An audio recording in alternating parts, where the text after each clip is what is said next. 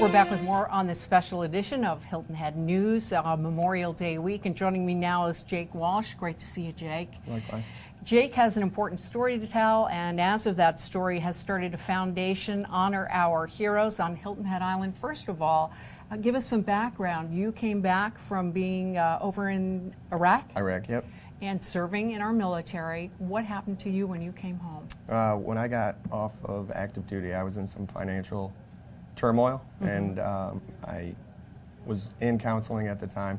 The lady who I was speaking with, eventually I opened up to her. You were under a lot of stress, from my understanding. Obviously, a lot of guys come home with issues, whether it be post-traumatic stress disorder, PTSD, or just getting acclimated to being back home. So you're dealing with all of that and the financial pressures. Right, and luckily I was, at that point, comfortable enough to open up to her. Good. And then she has connections. This was in Ohio. Right. This was a couple of years ago.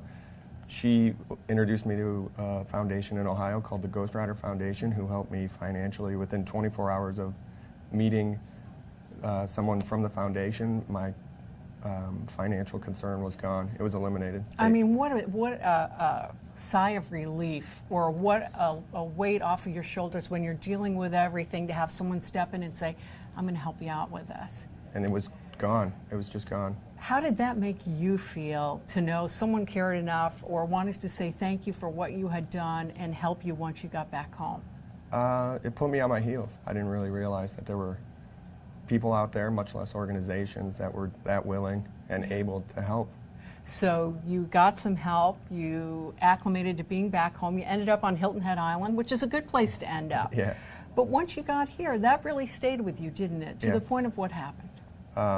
In beginning of 2012, I started a foundation myself, Honor Our Heroes Foundation, to give back to veterans, just like I was given help in Ohio. Right, and this is really a bunch of different services, is it not? For service people that come home, they may be dealing with some stress issues or post-traumatic stress disorder, getting acclimated, going back to work, financial, bills. And you and I were talking before we started, a lot of us in high school or whatever never even learned how to manage our finances. Then we go off to war and we come back home and we have to deal with that, and you can get in a little trouble financially. Quickly. So how does the organization or foundation help?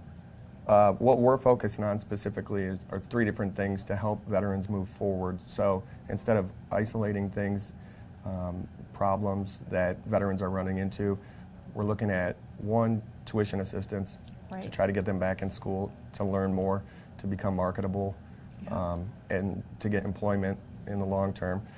So we're offering tuition assistance for veterans if their benefits aren't covering it, or if there's a lapse in the benefits. Now, school is expensive. Very so expensive. How much assistance can you lend? I'm sure a lot of it depends on the money that's coming in to the Honor Our Heroes Foundation. It's directly related to that. Yeah, I bet. So that's always a challenge. So right now it's minimal, maybe a $1,000 grant here and there. Minimal's better than nothing, right, now, right? And it's a start. We're trying to you're fill starting. Some small gaps to begin with. Yeah, and in what other ways do you help? Another thing that we have done successfully is small business grants.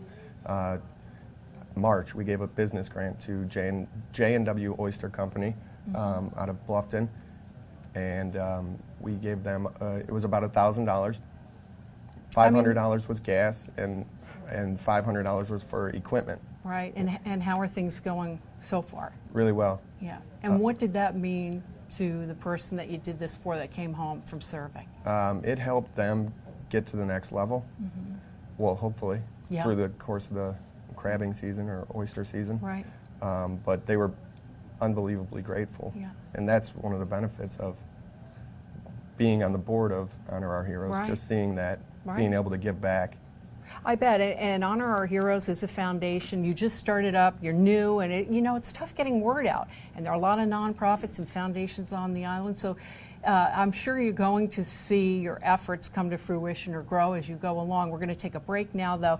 Jake Walsh is with me. He served in the military. He moved to Hilton Head Island, started up Honor Our Heroes Foundation. We're going to find out more and talk with him more in just a moment.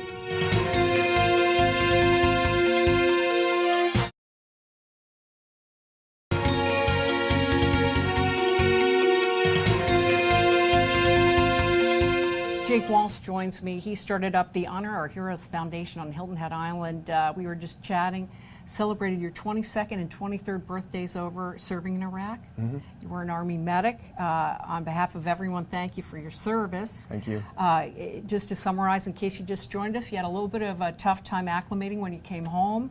You had an organization or foundation that helped you, and where were you living at the time? Outside of Cleveland, in Ohio. Right, and you took that idea when you moved to Hilton Head Island, and you've implemented it here with Honor Our Heroes Foundation. Yeah. We talked a little bit about the financial assistance that you guys provide, the tuition assistance. What about links to other organizations? If someone is dealing with depression or post-traumatic stress disorder, do you provide that kind of help too? We do. We're working on a referral system. We're actually working with about 25 other organizations. We've only had one meeting, but we're trying to create an alliance in the Low Country for veterans services. That's a great idea. None exists right now, right? That you're aware of, or? That we're aware of, none in the Low Country. There's a lot of independent organizations that you alluded to. We met once last month out at Palmetto Bluff. We're meeting again next week.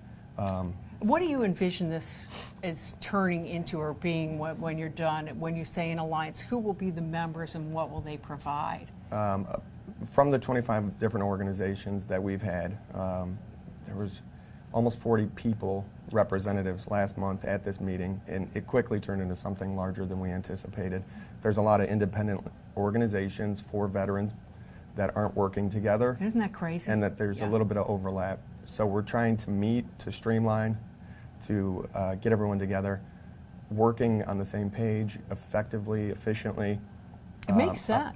On behalf of the veterans. Yeah, and it's got to drive a veteran crazy if they're dealing with all these different components that never talk with one another. Right. So the veteran ends up going through a process of double doing, triple doing things in order to get some assistance. Yeah, and it's discouraging. So how much time are you devoting to this right now? It seems like it's quite an effort. It is lately, but it's good. It doesn't feel like work. It needs to be done. Yeah. What could you say to someone watching us right now that's saying, well, maybe I'll help Jake out and Honor Our Heroes Foundation? What would you like to say, whether it be an appeal or to really try to communicate why helping your foundation would be of meaning? Well, we're trying to get veterans, especially in the area, to continue to move forward. Like we mentioned, there are a lot of obstacles, from returning to reacclimating to finances to maintaining the life with the family. Getting all those moving parts to align is tough, so we're trying to get things in place to allow veterans to move forward more smoothly. Right. Now, I would imagine that you might anticipate, because you were helped by such a foundation elsewhere, and you've gone ahead and started Honor Our Heroes Foundation, that probably some of those folks you end up helping that are veterans that have come home are going to turn around and say, what can I do now for the foundation? Do you think that might happen? Yeah. Yeah. It would be nice. It would be nice. When you are looking for help from people, is it in terms of volunteer hours, donations? If it's someone who might be a therapist, is it donating time to work with someone that may need some counseling? What kinds of things do you need from people? If there were people willing to do pro bono work, like the therapy that you were speaking about, that would be great, because right now, for me to go to therapy, I would have to drive to either Beaufort or Savannah. Right. So that in itself is an obstacle. Yeah, it's a long haul. You've got to pay for gas, and so you would be hopeful that maybe you might find someone in the area willing to do that. Eventually, yeah, working with NAMI, we're trying to get something together to bring mental wellness to the island. Right. And as far as cash or check donations, I would assume you're really looking for those as well. Yeah, we do we sponsor one tennis tournament every year. That's coming up. Great. Beginning of June, the 34th Banana Classic at Palmetto Dunes. And we have a workout for donations there on Friday night, and then throughout the weekend we have a raffle and 50-50, and we get a lot of money from that. But outside of that, we do get donations online. Good. HonorOurHeroes.org. HonorOurHeroesFoundation.org. That's okay, no big deal. We'll say it again. I'll give you an extra plug there. HonorOurHeroesFoundation.org. Jake Walsh, we're out of time. Thanks for coming in on this Memorial Day week edition of Hilton Head. Thank you for having me. I appreciate it. We wish you the best of luck. Thank you. And we want to thank you for watching this edition of Hilton Head News. I'm McNair, and we'll see you the next time.